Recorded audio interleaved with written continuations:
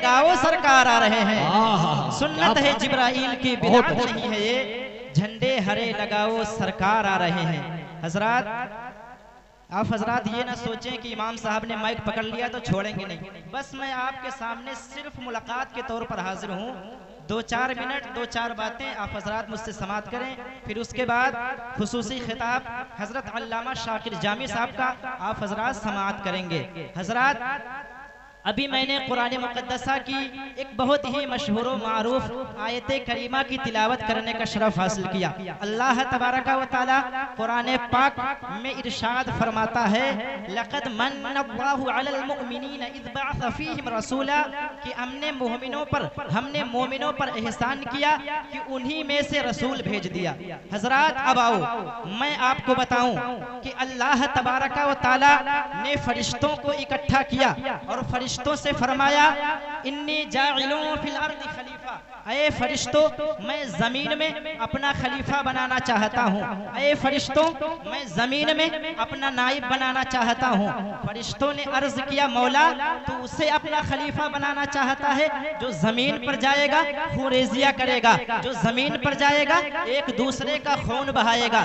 رب نے فرمایا فرشتوں انی عالم ما لا تعلمون, جو میں جانتا ہوں وہ تم نہیں جانتے. اللہ تبارک و تعالی نے حضرت جبرائیل علیہ السلام سے فرمایا جبرائیل جاؤ زمین پر جاؤ اور مٹی لے کر آؤ. غور کرنا, فرمایا اللہ تبارک و تعالی نے زمین پر جاؤ اور مٹی کو لے کر آؤ. حضرت جبرائیل علیہ السلام زمین پر آئے, مٹی کو ہاتھ میں لیا تو مٹی نے کہا اے جبرائیل اس کا کیا کرو گے؟ تو حضرت جبرائیل علیہ السلام نے مٹی کو حکم فرمایا اے مٹی اس سے انسان کا وجود بنے گا, اس سے انسان بنایا جائے گا. تو مٹی نے کہا پھر دنیا میں انسان جائے گا وہ گناہ کرے گا اور رب تبارک و تعالی گناہگاروں کو جہنم میں ڈالے گا. تو حضرت جبرائیل علیہ السلام نے فرمایا ہاں. تو مٹی رونے لگی اور کہنے لگی کہ میرا وجود میرا حصہ جہنم میں جائے یہ مجھے برداشت نہیں, یہ مجھے گوارا نہیں. حضرت جبرائیل علیہ السلام کو رحم آ گیا, حضرت جبرائیل علیہ السلام واپس آ گئے. رب نے حضرت میکائیل علیہ السلام کو بھیجا, میکائیل علیہ السلام کو بھی رحم آ گیا, میکائیل علیہ السلام بھی واپس آ گئے. رب نے حضرت اسرافیل کو بھیجا, اسرافیل کو بھی رحم آ گیا, اسرافیل بھی واپس آ گئے. رب نے آخر میں حضرت اسرائیل کو بھیجا. حضرت اسرائیل زمین پر آتے ہیں, مٹی کو لیتے ہیں اور لینے کے بعد میں رب کی بارگاہ میں پیش کر دیتے ہیں. رب فرماتا اے اسرائیل تم نے مٹی کا رونا نہیں دیکھا, تم نے مٹی کا گڑگڑانا نہیں دیکھا. حضرت اسرائیل عرض کرتے ہیں مولا میں مٹی کا رونا دیکھتا یا تیرا حکم دیکھتا؟ مولا تیرا حکم تھا, تیری بارگاہ میں پیش کر دیا. رب نے فرمایا اسرائیل آج سے اولاد آدم کی روح بھی تم ہی نکالو گے. حضرت اسرائیل عرض کرتے ہیں مولا کسی کا باپ جائے گا, کسی کا بیٹا جائے گا, کسی کی ماں جائے گی, کسی کی بیٹی جائے گی, کسی کا دادا جائے گا, کسی کا پوتا جائے گا, کسی کا نانا جائے گا, کسی کا نواسا جائے گا. مولا مجھے دنیا کیا کہے گی؟ تو رب فرماتا اسرائیل میں ایسا بہانہ لگا دوں گا کہ تمہارے اوپر نہیں آئے گی. آج انسان کہتا ہے فلاں ہمارے پاس سے گیا, باتیں کرتا ہوا گیا, فلاں کا انتقال ہوا, سر میں درد ہوا, فلاں دنیا سے گیا, پیٹ میں درد ہوا. آج انسان کا انتقال ہو جاتا ہے, ایک بہانہ لگ گیا. جب حضرت آدم علیہ السلام کا پتلا تیار ہوا رب نے روح کو حکم فرمایا اے روح داخل ہو جا. اب روح داخل ہوتی ہے تو آنے کا روح داخل ہوتی ہے, منہ کے ذریعے سے داخل ہوتی ہے, ناک کے ذریعے سے باہر آ جاتی ہے. عرض کرتی ہے مولا اندر اندھیرا ہے تو رب قدیر نور محمدی کو, میرے آقا کے نور کو حضرت آدم کی پیشانی میں رکھ دیا اور روح کو حکم فرمایا اے روح داخل ہو جا. اب روح داخل ہوتی ہے تو آنے کا نام نہیں لیتی ہے. پتا چلا کہ آدم کی تخلیق ہوئی تو نور مصطفیٰ کا صدقہ ہے. ظاہر میں تو حضرت آدم کے بیٹے ہیں میرے نبی, لیکن حقیقت یہ ہے کہ اگر آدم کی تخلیق ہوئی تو نور مصطفیٰ کا صدقہ ہے. ظاہر میں میرے پھول, حقیقت میں میری نخل, اس گل کی یاد میں یہ صدا بل بشر کی ہے. بریلی کا امام کہتا ہے وہ جو نہ تھے تو کچھ نہ تھا, وہ جو نہ ہو تو کچھ نہ ہو, جان ہے وہ جہان کی, جان ہے تو جہان ہے.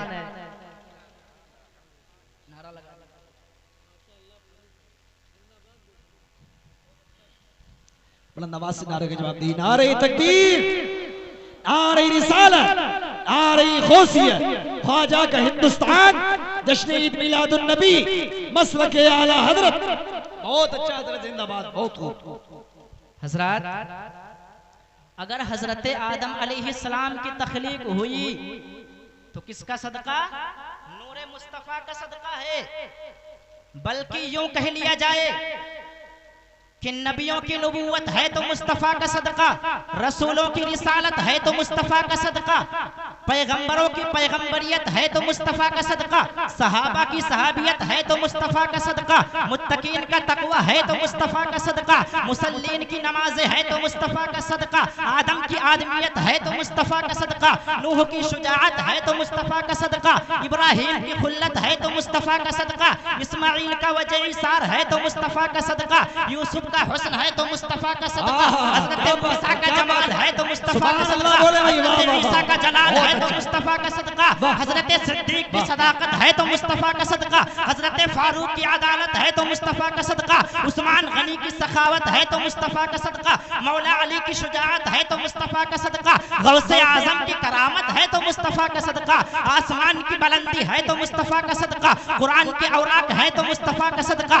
انجیل کے صفحات ہیں تو مصطفیٰ کا صدقہ، زبور کے پارے ہیں تو مصطفیٰ کا صدقہ، دنیا کی نظارے ہیں تو مصطفیٰ کا صدقہ، آسمان کی بلندی ہے تو مصطفیٰ کا صدقہ، سمندر کی سیلانی ہے تو مصطفیٰ کا صدقہ، موجوں کی طغیانی ہے تو مصطفیٰ کا صدقہ، کائنات کا ذرہ ذرہ ہے تو مصطفیٰ کا صدقہ، اس لیے کہ وہی نور حق، وہی ذل رب ہے، انہی سے سب ہے، انہی کا سب نہیں، ان کے ملک میں آسمان کی زمین ہی کی زمان نہیں. کیا بات ہے، زندہ باد زندہ باد. بہت حضرات سب سے پہلے علماء کرام کی توجہ، سب سے پہلے اللہ تبارک و تعالی نے مصطفیٰ کے نور کو پیدا فرمایا. اب آپ کہیں گے کتنا پہلے؟ تو آؤ قرآن سے پوچھتے ہیں، اے قرآن ذرا بتا کہ اللہ تبارک و تعالی نے مصطفیٰ کے نور کو سب سے پہلے پیدا فرمایا، لیکن کتنا پہلے پیدا فرمایا؟ تو قرآن جواب دیتا ہے، هو الاول والآخر والظاہر والباطن وہو بکل شیء علیم. وہی اول ہے، وہی آخر ہے، وہی ظاہر ہے، وہی باطن ہے، اور وہ ہر شے کو جاننے والا ہے. تو آؤ اس کو سمجھنے کے لیے ہم اگر بریلی چلیں گے تو لوگ کہتے ہیں یہ بریلی والے کی بات کرتے ہیں. آؤ آگے چلتے ہیں، دہلی چلتے ہیں. نام ہے اس شخصیت کا علامہ شیخ محدث حق دہلوی. میں ان کی بارگاہ میں حاضر ہوا، میں نے عرض کیا، حضور هو الاول والآخر والظاہر والباطن وہو بکل شیء علیم. حضور اس ہوا کا مرجع کون، اس ہوا سے مراد کون؟ تو علامہ شیخ محدث حق دہلوی کی بارگاہ سے آج بھی جواب آئے گا کہ نادان میری کتاب مدارج النبوہ اٹھا کر دیکھ لے. جب میں ان کی کتاب مدارج النبوہ اٹھا کر دیکھا تو اس میں لکھا تھا کہ یہ آیت حمد خدا بھی ہے، یہ آیت نعت مصطفیٰ بھی ہے، یہ آیت تعریفی خدا ہے، یہ آیت تعریفی مصطفیٰ ہے. جب اللہ کی تعریف بیان، جب اللہ کی تعریف مقصود ہوگی تو اس کا ترجمہ یہ ہوگا کہ خدا اول ہے، خدا آخر ہے، خدا ظاہر ہے، خدا باطن ہے، اور خدا ہر شے کو جاننے والا ہے. لیکن اس کی تعریف جب مصطفیٰ کی طرف کریں گے تو اس کا معنی یہ ہوگا کہ خود مصطفیٰ اول ہے، مصطفیٰ آخر ہے، مصطفیٰ ظاہر ہے، مصطفیٰ باطن ہے، اور مصطفیٰ ہر شے کو جاننے والا ہے. تو حضرات آپ کہیں گے کہ بات سمجھ میں نہیں آئی، خدا بھی اول، مصطفیٰ بھی اول. تو ہاں شاداب رضا ڈنکے کی چوٹ پر کہے گا کہ مصطفیٰ بھی اول ہے، خدا بھی اول ہے، لیکن انداز الگ الگ. وہ اس لیے کہ مصطفیٰ خدا بھیجنے میں اول، مصطفیٰ آنے میں اول، خدا پڑھانے میں اول، مصطفیٰ پڑھنے میں اول، خدا دینے میں اول، مصطفیٰ لینے میں اول. بلکہ یوں کہہ لو وہ بھی اول، یہ بھی اول، وہ بھی آخر، یہ بھی آخر، وہ بھی ظاہر، یہ بھی ظاہر، وہ بھی باطن، یہ بھی باطن. نہ اس کا کوئی جواب ہے نہ ان کا کوئی جواب. نعرہ تکبیر. تو مصطفیٰ کے نور کو اللہ تبارک و تعالی نے سب سے پہلے پیدا فرمایا. حضرات अब आओ देखो, एक मर्तबा अल्लाह तबारका व तआला के नबी मेरे आका हुजूर सल्लल्लाहु ताला अलैहि वसल्लम हजरत जिब्रील से फरमाते हैं, अये जिब्रील तुमने आदम को भी देखा है, अये जिब्रील तुमने शीश को भी देखा है, अये जिब्रील तुमने यहया को भी देखा है, अये जिब्रील तुमने दानियाल को भी देखा है, अये जिब्रील तुमने मूसा को भी देखा है, अये जिब्रील तुमने ईसा को भी देखा है, और तुम सबके पास गए हो और तुम मेरे पास भी आ रहे हो। अये जिब्रील जरा ये तो बताओ कि तुम्हारी उम्र कितनी है? तो हजरत जिब्रील अर्ज करते हैं, या रसूल अल्लाह मैं गया तो तमाम नबियों के पास हूँ, लेकिन या रसूल अल्लाह मुझे खुद भी नहीं मालूम कि मेरी उम्र कितनी है। तो अल्लाह के रसूल फरमाते हैं, अये जिब्रील कुछ अंदाजा तो होगा। तो हजरत जिब्रील अर्ज करते हैं, या रसूल अल्लाह मुझे ये तो मालूम नहीं कि मेरी उम्र कितनी है, हाँ अलबत्ता इतना जानता हूँ या रसूल अल्लाह, इतना मुझे पता है कि चौथे हिजाब में एक तारा 70,000 बरस के बाद चमकता था। या रसूल अल्लाह मैंने उसे 72,000 दफा देखा है। हजरात 70,000 दफा कहने में तो बड़ा आसान है, लेकिन याद करो एक बच्चा पैदा हो और पैदा होने के बाद में वो बड़ा हो जाए, फिर वो पढ़े लिखे, फिर वो शादी के लायक हो जाए, फिर उसकी शादी हो जाए, फिर उसके बाद में उसके बच्चे हो, और फिर 70 साल जिंदगी के बाद 80 साल के बाद वो इंतकाल कर जाए, एक नस्ल खत्म। 70 साल के बाद एक नस्ल खत्म, एक नस्ल की समाप्ति। लेकिन हजरत जिब्रील अलैहिस्सलाम अर्ज करते हैं, या रसूल अल्लाह मैंने 72,000 दफा देखा है। तो अल्लाह के रसूल फरमाते हैं, अये जिब्रील जरा ये तो बताओ कि सिर्फ देखते ही रहे या पहचान भी गए हो? तो हजरत जिब्रील अर्ज करते हैं, या रसूल अल्लाह देखा तो 72,000 साल तक है, लेकिन पहचान ना सका। तो अल्लाह के रसूल फरमाते हैं, वो इज्जत रब्बी अना ज़ालिकल कौकब, अये जिब्रील मुझे मेरे रब की इज्जत की कसम मैं वही तारा हूँ। अब जिब्रील अलैहिस्सलाम अर्ज करते हैं, या रसूल अल्लाह अगर आप वही तारा हैं तो या रसूल अल्लाह इतना और करम फरमा दे कि आप 70,000 बरस के बाद दिखते थे, 70,000 साल तक आप क्या करते थे? तो अल्लाह के रसूल फरमाते हैं, अये जिब्रील मेरा नूर सजदे में चला जाता था, और जब सजदे से सर उठाता था तो तुम्हें नजर आता था।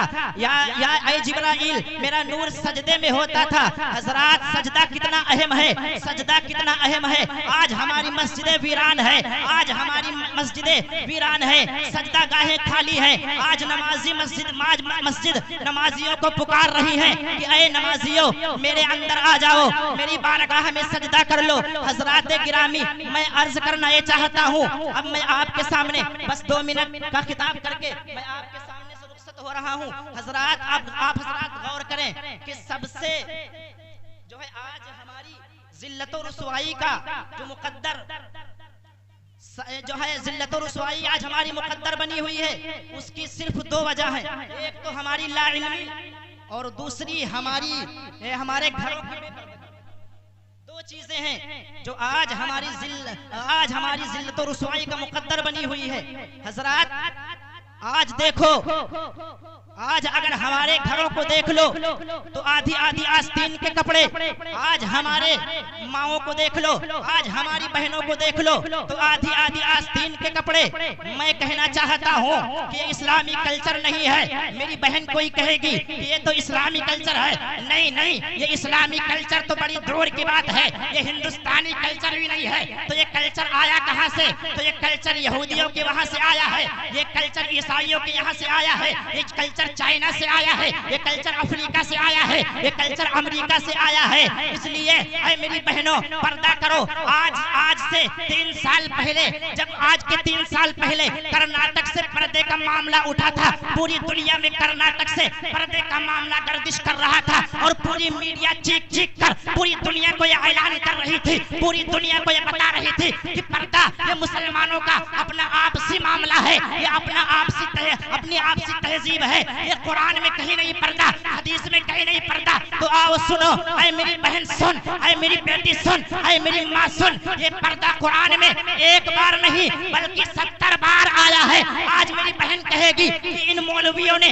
हमारे घरों گھروں کو جیل بنا دیا ہے، ہمارے گھروں کو ہمارے لیے قید خانہ بنا دیا ہے کہ میری بیٹی گھر میں رہے، پردے میں رہے، ہمارے لیے جیل بنا دیا ہے، ہمارے لیے کوٹھری بنا دیا ہے ہمارے گھروں کو۔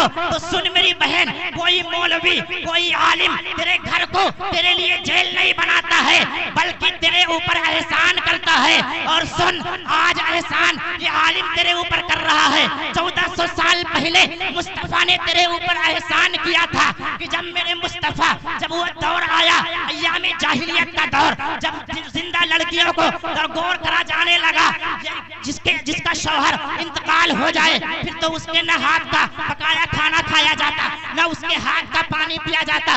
حضرات یہ وقت آ گیا کسی عورت کا شوہر انتقال کر جائے، اس کو ایک کالی کوٹھری میں 1 سال کے لیے اسے بند کر دیا جاتا۔ اللہ اللہ، وہ عرب کی گرمی، اگر وہ بچ گئی تو، اگر وہ مر گئی تو ٹھیک ہے، اگر وہ بچ گئی تو اس کے چہرے پر کالا کذاب لگا کر اس کو گدھے پر بٹھال کر پورے عرب کے اندر گھمایا جاتا تھا۔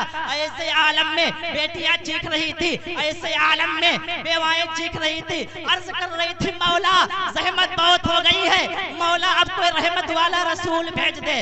عرض کر رہی تھی بیٹیاں مولا زحمت بہت ہو گئی، اب کوئی عزت دینے والا نبی بھیج دے۔ تو اللہ تبارک و تعالیٰ نے بیٹیوں کی چیخ کو سنا، اللہ نے بیواؤں کی چیخ کو سنا، اور اللہ تبارک و تعالیٰ نے 12 ربیع الاول کی تاریخ میں 2 شنبہ کے دن صبح صادق کے وقت میرے مصطفیٰ کو دنیا کے اندر بھیج دیا۔ اب میرے مصطفیٰ دنیا میں آئے، میرا مصطفیٰ، میرا آقا، میرا نبی 25 سالہ ہے، میرا نبی دنیا میں آنے کے بعد میں کسی کنواری لڑکی سے نکاح نہیں کرتا ہے بلکہ 25 سالہ میرا نبی 40 سالہ حضرت خدیجہ کو، جو ایک شوہر سے نہیں بلکہ 2 شوہر سے بیوہ تھی، 25 سالہ حضرت خدیجہ کو سینے سے لگاتا ہے اور پوری دنیا کو ایک پیغام دے دیتا ہے کہ اے بیواؤں، پریشان ہونے کی ضرورت نہیں ہے، تم کو بچانے کے لیے مصطفیٰ آ گئے ہیں۔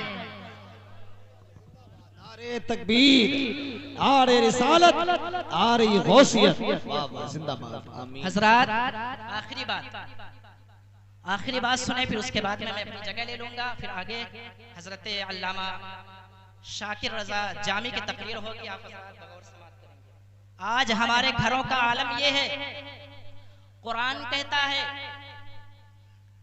وَقُلْ لِأَزْوَاجِكَ وَبَنَاتِكَ وَنِسَاءِ الْمُؤْمِنِينَ يُدْنِينَ عَلَيْهِنَّ مِنْ جَلَابِيبِهِنَّ ذَلِكَ أَدْنَىٰ أَن يُعْرَفْنَ فَلَا يُؤْذَيْنَ وَكَانَ اللَّهُ غَفُورًا رَحِيمًا۔ اے خواتین، نظریں نیچی کر لو اور پردے کا اہتمام کرو۔ ایک بار نہیں بلکہ 7 مرتبہ پردے کا حکم آیا ہے کہ اے خواتین پردہ کرو، پردہ۔ حضرات آج اگر اللہ نے چند روپے جیب میں دے دیا تو لوگ کہتے ہیں حضرات نظروں کا پردہ کہاں؟ پردہ تو دل کا ہوتا ہے، دل صاف ہونا چاہیے، نظروں کا پردہ نہیں ہوتا ہے۔ میں تم سے کہنا چاہتا ہوں، پہلے نظریں ملتی ہیں، پھر دل بھٹکتا ہے، پھر قدم بڑھتے ہیں، پھر جو ہے قدم بڑھتے ہیں، پھر انسان گناہ کی طرف جاتا ہے۔ اس لیے پردے میں رہو، نظریں نیچی کر لو۔ اور آپ سوچ رہے ہیں کہ صرف قرآن صرف ان عورتوں کو کہہ رہا ہے کہ پردہ کرو، نہیں، بلکہ تمہیں بھی اللہ کا قرآن کہہ رہا ہے۔ سورہ نور کی آیت نمبر 30 ہے، ذرا غور کرو۔ رب فرماتا ہے قُلْ لِلْمُؤْمِنِينَ يَغْضُضْنَ وَقُلْ لِلْمُؤْمِنِينَ يَغُضُّوا مِنْ أَبْصَارِهِمْ وَيَحْفَظُوا فُرُوجَهُمْ ذَلِكَ أَزْكَىٰ لَهُمْ إِنَّ اللَّهَ خَبِيرٌ بِمَا يَصْنَعُونَ۔ اے نبی، مردوں سے کہہ دو کہ وہ نظریں نیچی کر کے چلے اور اپنی شرمگاہوں کی حفاظت کریں۔